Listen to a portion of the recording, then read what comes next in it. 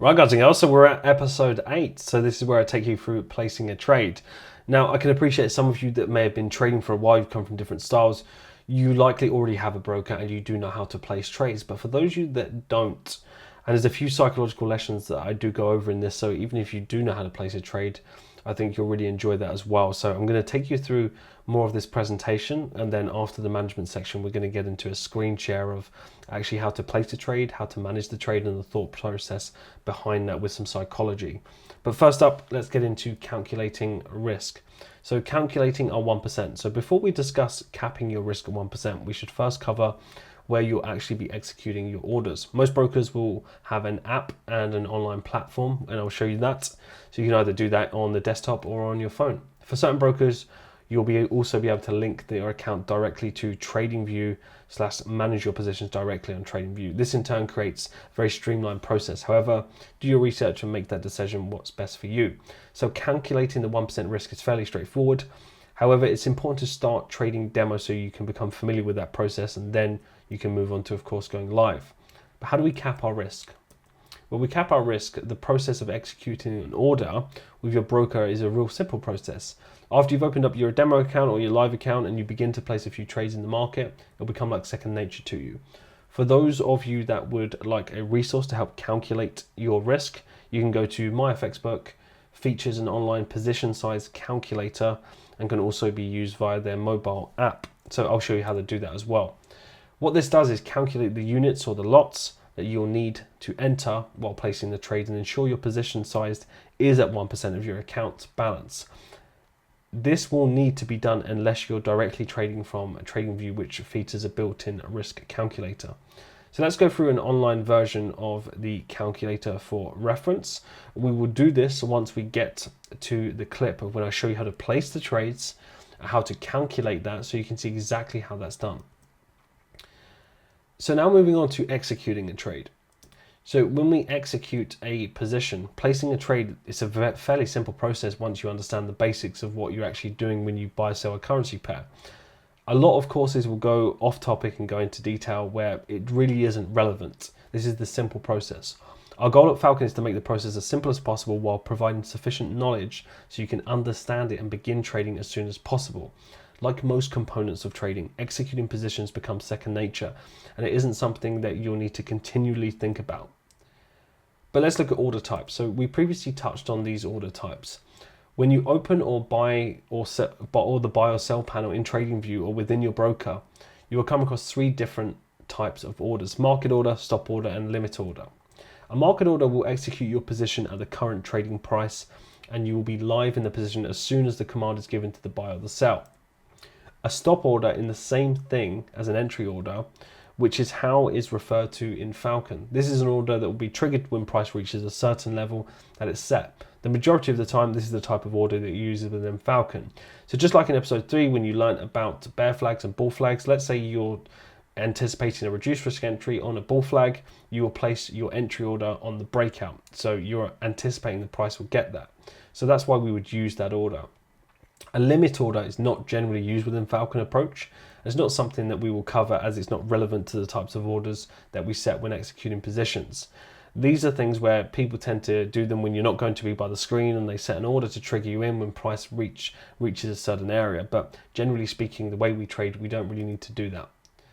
So utilizing the risk to reward tool. The risk to reward tool within TradingView is extremely easy to use. What the risk to reward tool does is it gives you a visual representation of the risk to reward ratio for the outlined position. It will allow you to set the entry price, stop loss, and the target profit price for your trades when you enter to buy and sell. And when you execute that, you know that you're exactly looking at the right price. And I'll show you how to do that on the desktop. This will be much easier to understand by digging into a quick screen share recording how to enter a position. Now, previously you was able to enter with certain brokers on TradingView, but not every single broker will allow you to do that. So it's important that I show you this on the desktop, and that way you can sustain that for whichever broker that you use. So now let's get into management firstly. So with management, being live in a position can bring a multitude of questions and emotions that you may have overlooked before initially placing the trade. As price action develops, you begin to see signs of either support or contradict your analysis. You begin the process of management. This is where a lot of emotions can creep in. Management is a process of removing risk from the table after the trade is taken, and then positioning ourselves to lock in that profit to variations of degrees based off the movement of price action. There's so many different ways in which these emotions can come in, but having a process to management is key. But how do we move that stop loss? The stop loss can always be adjusted at any given point after the trade has been triggered. So let's say you enter USD CAD long at 1.23000 with a 50 pip stop loss at 1.22500. Your order is live. You leave it for 4 hours, you come back to the charts, your trade has gained some bullish momentum in favor of the position, and you're now running plus 2% profit. Your stop loss is still in the initial position, and therefore you still have 1% risk on the table. But because your trade has moved to the upside and proved your prediction right, essentially, you can now remove the risk from the trade by moving your stop loss to the initial entry price of the 1.23000 where you entered. You've now removed the risk completely. This is moving it to break even, essentially, and this is something of what we call the break even method in Falcon. Moving your stop loss is simple and can be easily done through your brokerage or app or online platform, as well as on TradingView directly if your broker allows that integration, of course. The break-even method. The break-even method, this is a risk aversion management technique that allows you to remove our risk from the trade as we begin to see signs working within our favor. We remove that 1% risk we initially open the position as we see price start to impulse away from our initial entry point. This is a key aspect of the Falcon strategy and something that you will learn thoroughly as you progress through the content. There is no specific time after being entered into a trade in which you remove the risk. This is something that is discretionary and taught through various examples of positions that you'll see within the weekly content. And the reason as to why it's discretionary is because you'll never know that after an hour it will be in a good position to manage. It may be 2 hours, maybe 4 hours, may even be 24 hours until you manage it, which is what you're going to learn on a simple basis. Over time, you'll begin to see the specific circumstances in which that we wait to move our stops to break even, and in cases where we need to be a bit more aggressive and manage that accordingly. So now you have the management side down. What I want to do now is take you through a screen share of how to place a trade through the broker. You understand how to calculate your risk utilizing the calculated risk. And also I want to show you the psychology of how we manage a position as well. So let's get into that now. Hey guys, so now you've got your account set up, whether it's a live account or a demo account. Now let's take a look at placing a trade and how to do that. So first up, let's take a look at the market. So we're looking at dollar yen here on the 1 hour chart. This has been a forecast on our watch list for a while. And we have the potential for a order that we're looking at here. So if we look at this particular structure, we can see that we have outer structure, we've got the push down, and we've got this kind of running channel type formation, creating this mini double top for the sell. So naturally, that's going to be on our focus. So this is where we want to put an order to trigger us in if price breaks to the downside here. So what do? Well, we go to the 15 minute in the sense if we're going to refine this, or you can do this on the 1 hour. It's entirely up to you. But let's say, for example, if we just look at it from a double top perspective, quite simply, we would have our order on the break of a little trend line here. So let's actually look at how to size that up firstly. So now we've got this squeeze. We want to have our entry to trigger us in if price impulse is down. So we take our short tool and we put it below here and we look at our stop size and we look at our targets. So if we look at it from this perspective, let's say you're at work, you can't be by the screen, you can't really manage it. You will probably want to be on the safe side and have your stop above here at around 20 pips. Or if you're more active and you can do that, then you'd be looking at around 15, as we don't go any lower than 15. So let's call that a 15 pip stop loss here. Now, if we're going to have a 15 pip stop loss, and we have, of course, our first target there, we'll manage that accordingly, and then we've got a longer term target here. But if we just look at, we want that to enter and push us into the market, how do we fill that out? Well, firstly, if you click here, you'll see this toolbar here where you can lock it. You want to lock that price in. And we're going to go back to the screen in just a second. So now let's move on to the platform. Now, once you open your account, you'll have something like this, and then you can just launch it with the web app or the desktop. So this is Oanda. You can use whatever broker you want. It's going to be similar across the board.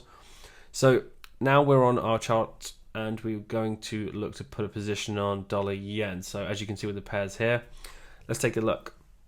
So on dollar yen, we want to go on the left side for the sell as we're looking for a sell. But just before we get into that, as you can see here with the overall balance, we've got £100,000 here on this demo account. So we know that we're risking 1%. So on a basic level, what is 1% of 100,000? £1,000. So keep that in your mind. Very simple, very easy to work out. You're risking £1,000 per trade.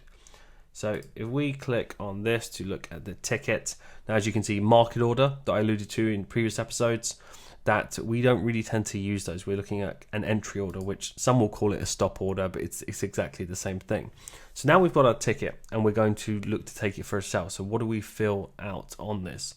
Well, first up, we're going to look at our previous part here with the trade. So remember I said I locked this. If you double click this, we can then see the properties in here. Now, we want to get our entry price here because this is where we enter.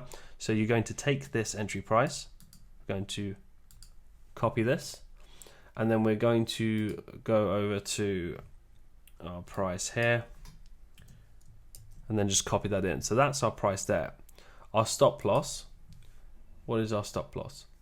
So with our stop loss, we can do the same thing because you can see the stop level here, so you can see the price. So we just take this price, we copy this.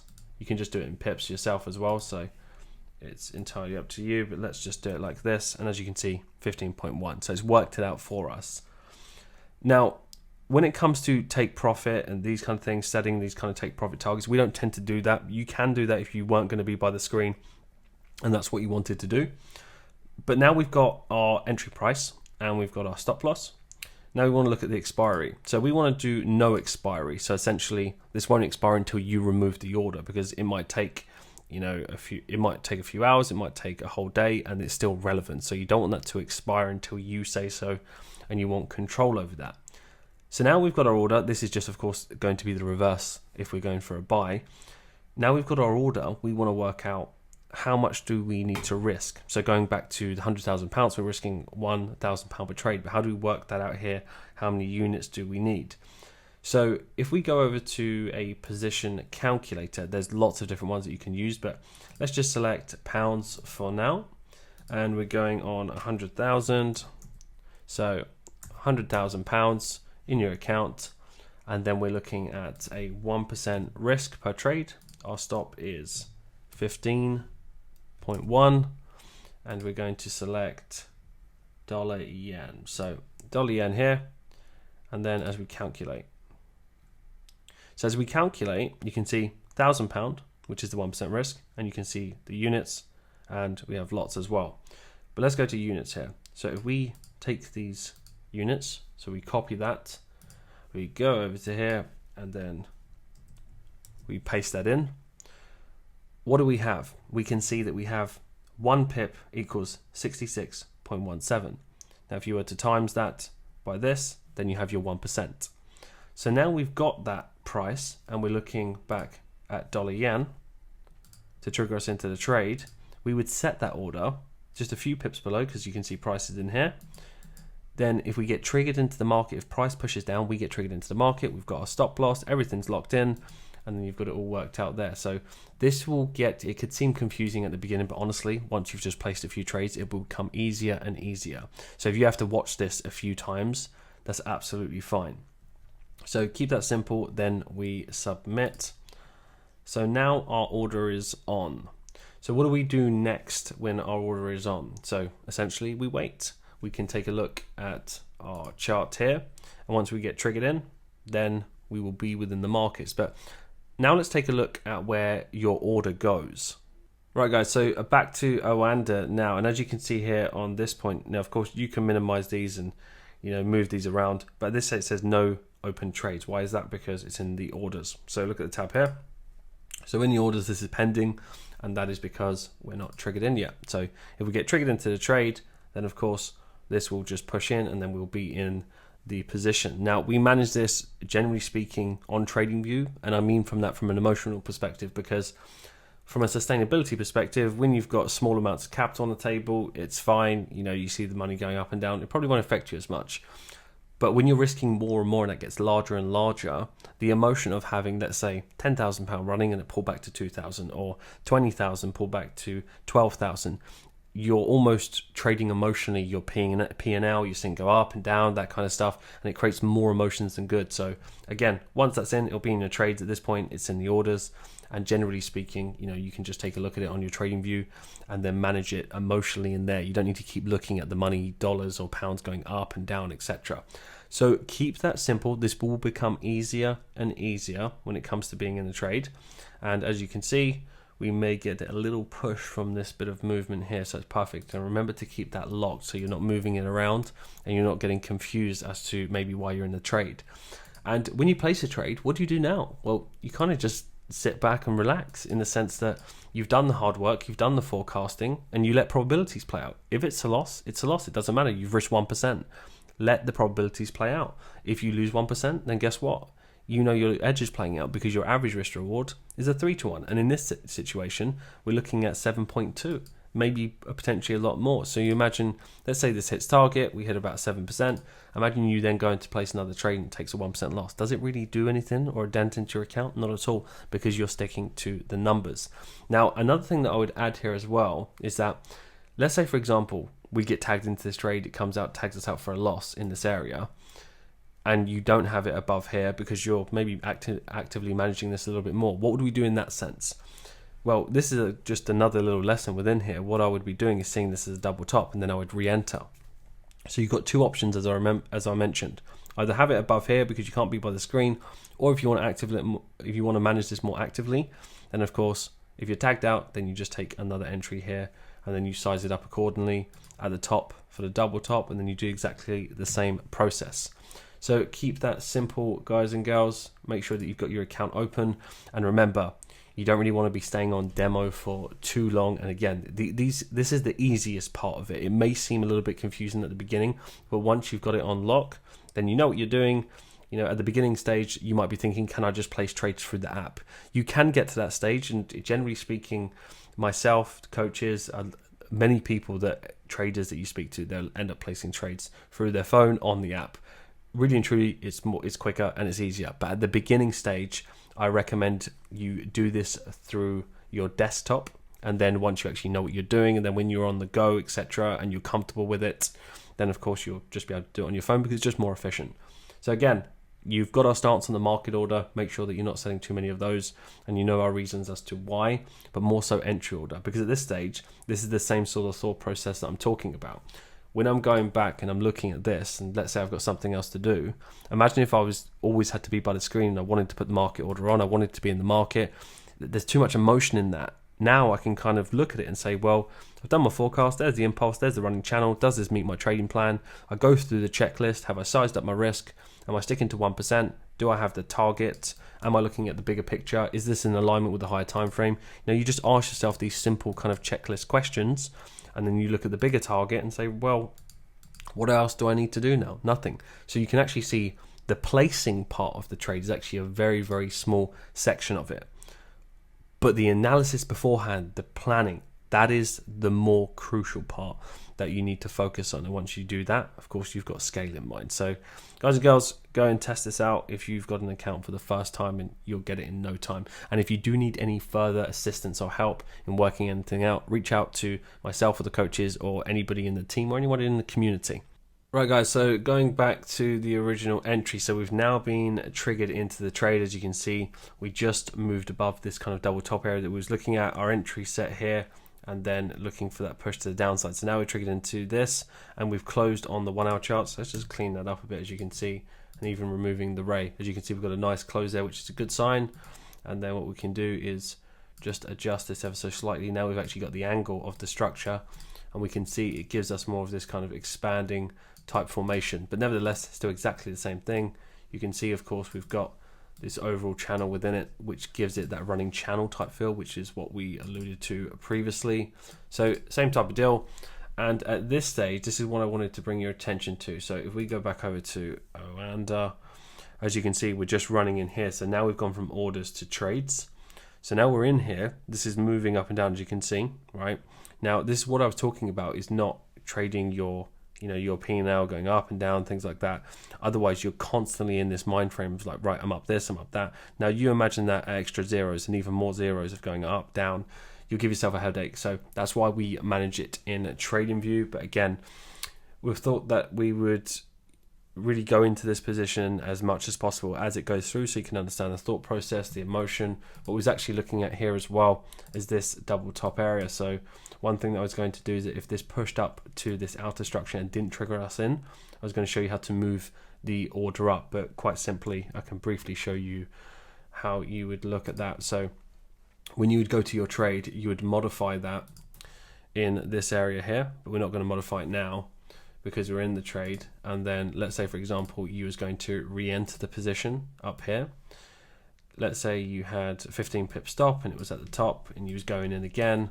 All you would do is double click that, and as you can see, the entry price, you would just copy that entry price and then put that back into the readjusted one. So then all it would do is move your order a little bit higher, so you just get in at a better price. So super simple. And again, let's see how it plays out and I'll keep you updated. Hey guys, so just updating you on how to deal with this sort of position. So now we've pushed down now in this trade. As you can see, we're running about 1.7, now it's pulling back just a little bit, so about 1%. But at this stage, we've broken to the low of the structure. So in case that we don't take an unnecessary loss and it pushes out and something changes, this is where we would utilize the break-even method. So generally speaking, when you're over 1% profit, it's not an exact science that it's 1%. You utilize your initiative of the structure, but as you can see, we rejected this area of this pattern. So this is where we would want to move that to break-even. So how would we do that? Well, going back to the tool. So if we double click that and go to the properties, we can see this is our entry price. And with our entry price here, we want to move it to break even. So we copy this, we go over to our platform here, and as you can see, we've got the trade running. Then we want to modify that. So as we modify that, we go into the stop loss section, and then we paste that in, and then you save your changes. So now we've modified the stop loss. We've secured that we are at break even. So at this stage, we know that if this pulls all the way back and it takes us out there, we'll be taking out a break even. So rather than having your 1% open, your £1,000 essentially, you'll just be taking out a break even. So you're not winning, you're not losing, but essentially you're protecting yourself. So it's important to understand the psychology here from what you've learned with the structures. You're protecting yourself in the essence that if it pulls back up, then guess what? You take a break even. You can make a more concise decision around this area to ask yourself, well, if I do take a break even, what will I be looking at next? This is where the forecasting comes in. So then you're prepared to be able to take that. Alternatively, if this pushes down and we get more continuation and we push lower, then what we'll do is exactly the same thing. We'll look at the price and then we will double click, we'll get our properties, and then we will then paste it the same way. So then you can do the same and lock in profit. So that is the easiest way to do that.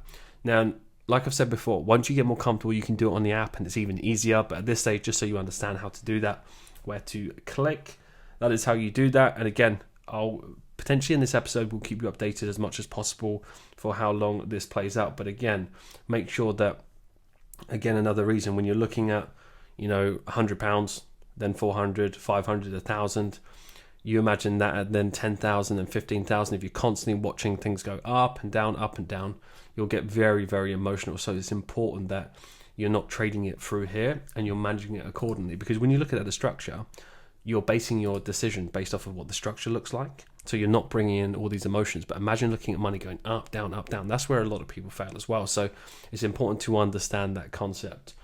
So that is it for now, and we'll reconvene. And as we drop lower, if we do so, we will lock in profit. Right, guys and girls, so just a quick update on this trade of the thought process as to what we will do. So it's actually a Friday, and it's really important to understand this. There's a myth that, you shouldn't trade on a Monday, shouldn't trade on a Friday. These are just old beliefs that are not really necessary if you understand the true nature and structures of the market. But looking at this structure, to just break it down, let's clean this up a little bit. So we're running at about 1% at the moment on dollar yen, and it's a Friday. So what do people think? Well, should I close my trade down? Do I want to hold trades over the weekend? Again, it's a very limited mindset. Remember, if you're trying to bank big percentages and profits, then you're going to hold your trades over the weekend. You don't need to close things down out of this fear. Again, it's just another old myth. So when we look at something like this, remember we're at break even at this stage at the moment. So yeah, literally just over break even. And as you can see, even just looking at this structure here, you can see it's forming almost a correction. So you see how this correction previously, like so, steeper correction, push up, steeper correction.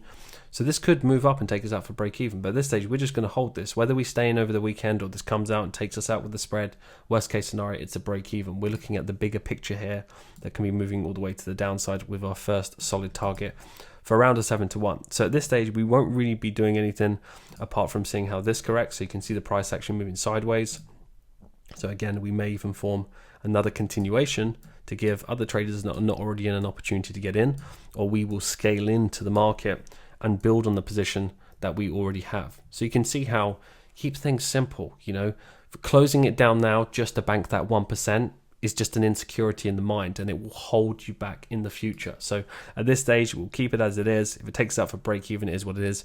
We will then look for another re-entry once the market gives us permission and presents itself. So all is well, guys and girls, and I hope that teaches you more of a live thought process on how to do it and how not to overcomplicate it, but more so the message of, do I need to close my trades down over the weekend? To be honest, it's a personal preference. Some people do, but if you really want to bank percentages, then you're going to need to learn how to hold your positions. What's going on, guys? So back to the management side of things of this particular trade. So as you could see, we entered into dollar yen. We pushed lower, like I said about the weekend, in terms of it's okay to hold your trades over the weekend. This is normally a myth. But what about when you're in profit and you want to lock in profit? So if you remember last time we moved it to break even, let's just run through what's actually happening in the markets right now. So if we take a look on the 15 minute, and we can see this is where our original entry was. And we did actually have an entry here, but it was slightly late. I was already asleep at this point, so didn't manage to get this 15-minute flag. And again, this would have been the scaling, right? So we would have been looking at this for a break on this angle. 15 would have been more than fine. And at this point, this would be at break even, and it's running at about 1% profit. It was running at about 1.7 at one point. But again, that's just a trade. You're not always going to be awake, and you're not going to get every trade. That's fine. But let's go to lock in a profit. So if we look at from a management perspective, you can see that we are forming another corrective structure here, right? So we can see this. Does this give us any style of pattern that we can work with? We have 1, 2, we have these highs here. We can create a continuation. This is almost looking like to create a continuation. We have a tiny little piece of structure here, and this is creating its own. So because we don't know that this will create another, you know, correction and move lower, and this could move back up and be part of a bigger flag, this is why we don't want to be naive and give too much profit back to the markets. Why? Because this is not a longer, larger term sell. This is just a short term move that may break the channel or may just stop around here and push back up. So with that being said, we don't want to be too lenient in this stage. We're not approaching this from a longer term perspective. This is just more so aggressive at this point, and it's been falling quite correctively at this stage. So I want to look at this area here. This is where I want to lock in profit. This is the last low from when it started that correction. So because we've broken that low now, this is really where I want to lock in my profit, because at this point, if we come up to this area here, it's likely breaking above and a lot higher, and then you're just giving back unnecessary profit. So this was the line in the sand for me. So now we've done this. You can see 1.8 risk to reward. So we risk 1%. We're currently running at a little bit more than that, but we're looking in 1.8 because that structurally makes sense at this stage. So if I double click that, and you can see my profit level. So my profit level here is 109.091. So if I copy this, so I've got this price. We go back to Oanda. So we look at the trade. So as you can see, we risked, of course, £1,000 a position. We're just running over, 2.3% at the moment. We want to lock 1.8 in. So if we go to modify, and then now at this point we want to go to our stop loss. So originally our entry point is where we put this in. So as you can see here, 109.371. You can see that's faded. Right, that was the price we entered, and now we've put that into our stop loss because we've moved our stop loss down to break even. Now we want to change that and paste in the next one. So now we've stopped that. So as you can see, now we've got our new price. So you see how on here we've now moved to the low. So you see, just like on TradingView, this was the correction. We've now moved it to the low. We've got this point here. So as you can see, if we do reject, this is just enough above as the line in the sand, essentially, because if we reject, we may go up again for a third touch, then we can look for a scaling. But at this point, this is the line in the sand. We've locked that in, And now you can walk away in the sense knowing that worst case scenario, if it pulls back at 1.8, you go back, you reconvene, look at the structure, and then at that stage you just want to lock that so you know exactly where it is, and you can't move that now. So it's locked in, then we look at it structurally, and we're not managing again on the platform, because again you're just watching money go up, go down, etc. It becomes a headache, especially when you trade more capital than this. It can be even more. So it's really just about having a process. So you see how we're only really going here just to modify things, and again you can do this on your phone 99% of the time. I personally do it on my phone. A lot of traders do the same thing, but I'm showing you this process on your desktop to get used to it first. This is how you would do that and how you would take the data from here. So keep that as simple as possible, guys and girls. And again, at this stage, how we would look at it is in the sense that, do we create a deeper correction like so? If we create another flag, as you can see, we've got just enough above to acknowledge that, and then we would just scale into the trade.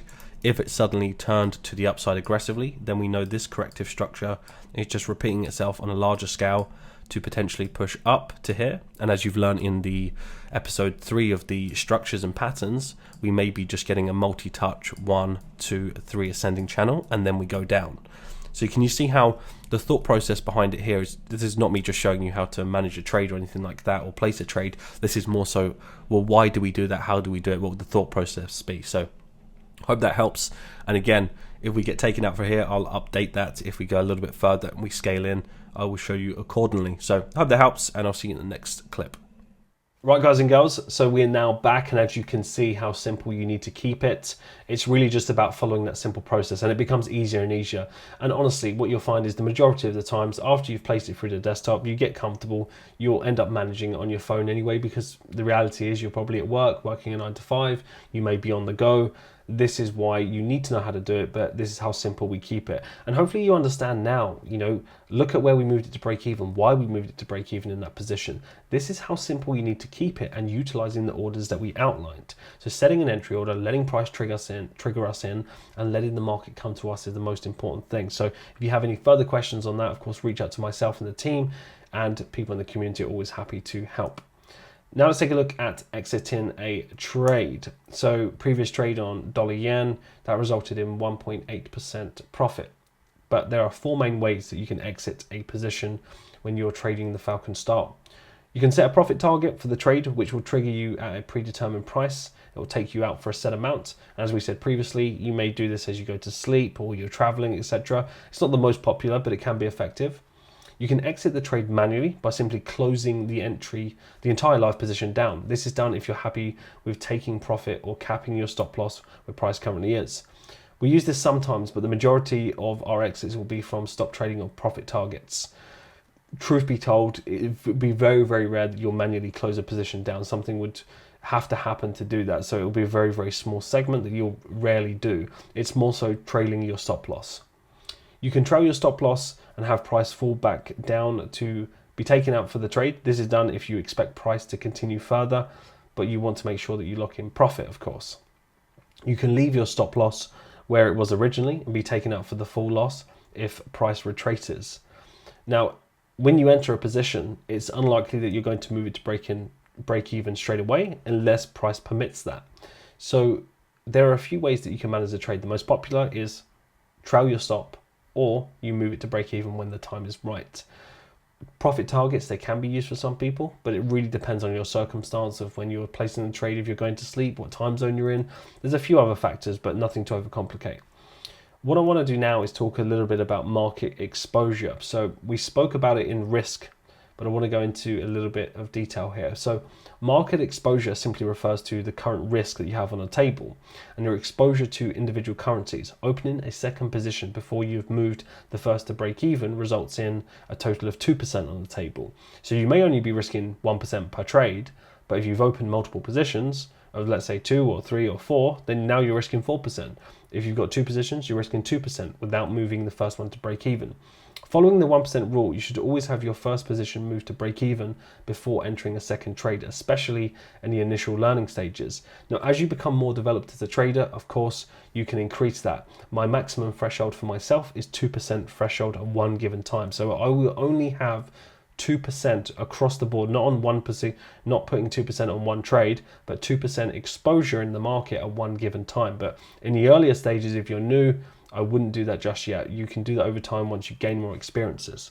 So market exposure. Currency pair exposure is another component of being exposed to the market through risk. If you're in USD CAD long and you want to set up on Aussie dollar, it is most definitely okay to take that position.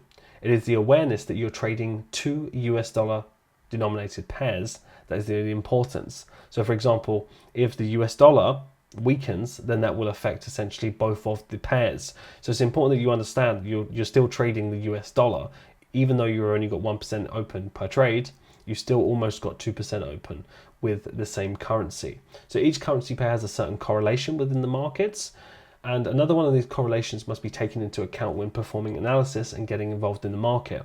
I wouldn't be too caught up into correlation, but it's important to have some awareness on it. Correlation is something that is important to take into consideration. However, it's not what we focus on heavily within Falcon. It is the other strategies, but within Falcon, we understand that a pure and simple perspective is all that is needed to achieve the top results. And often when we try to correlate too many things, we end up being paralyzed and we don't take trades in the first place. Simplicity is always key. And to have that, remaining that in your focus as you progress through the content is definitely an important thing to remember and to take note of. If our analysis points in that specific direction, don't allow trade biases or correlation to affect your decision making. Take the trade on its own merit, because you never know how long another currency pair that you might be correlating could correct for a long period of time. So take the trade on its own merit. So that is market exposure. The last thing that I really want to talk about here is a trading plan. One of the most important things that will happen over time. I wouldn't rush this process, and you need to learn before you can build a trading plan. So if you're going through the foundation series for the first time and you just started to learn the strategy, you don't need to build this plan straight away. It will happen naturally. A trading plan refers to a written document that covers all aspects of your trading regime, from entry to management through to psychology and how to perform at your best. By laying out a set of guidelines and rules for yourself that are in line with the Falcon strategy, you begin to learn one of the key components of becoming a trader and becoming a successful one that is maintaining that consistency.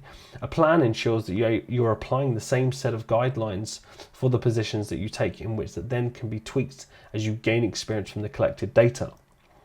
Now, with your trading plan, it's important to realize that one trade's results is irrelevant in the grand scheme of things. Your edge determines your profitability, not the result of just one position. So it's always important to follow your plan and not become emotionally involved in other traders' journeys. Remember, not one bad day, week or month is going to make or break you as a trader. It is in the long-term edge where you'll see the results. And therefore you must stick to mastering one way of trading. Through constructing a trading plan, you'll be able to ensure a strong start to your journey in the markets and have a basis of knowledge to build off of. Now, more into the trading plan. How to build a trading plan is covered in Falcon Processes episode 2, which breaks down all of the key components of my personal plan and provides you with a template that allows you to create your own personal plan over time. Remember, I could give you a trading plan, you could have my plan, you could have the coach's plan, experienced student's plan. It's not our current plan that will essentially make you successful, which is why you need to build your own, which is why you use this as a guide and you develop that sense of backtesting and understanding of the strategy. Aim to go through the content and get a feel for how we trade within the markets before you go in depth in building your own trading plan. You may use mine as a guide just at the beginning as you start to begin and have that feel for the types of positions that fit well with your style. It's recommended that once your plan is built, you should print it out and have it for reference when performing your analysis of taking positions within the market. Essentially, it's a great checklist, and eventually it becomes second nature to know that you're taking the right trades. And once you have that trading plan, it's one of the most important things that you can do, because once you've got it there in front of you, you can really actually take a look at the plan, reference it, and know that you're looking at the right thing and you're focusing on trades that are congruent with your plan, because you wouldn't walk into the gym without a plan unless you weren't serious, right? If you're serious about your fitness, you would have a plan to follow, whether that be training plan, or whether that be a macro plan of following your diet. It's the same with trading. You have to have a plan that you follow on a consistent basis.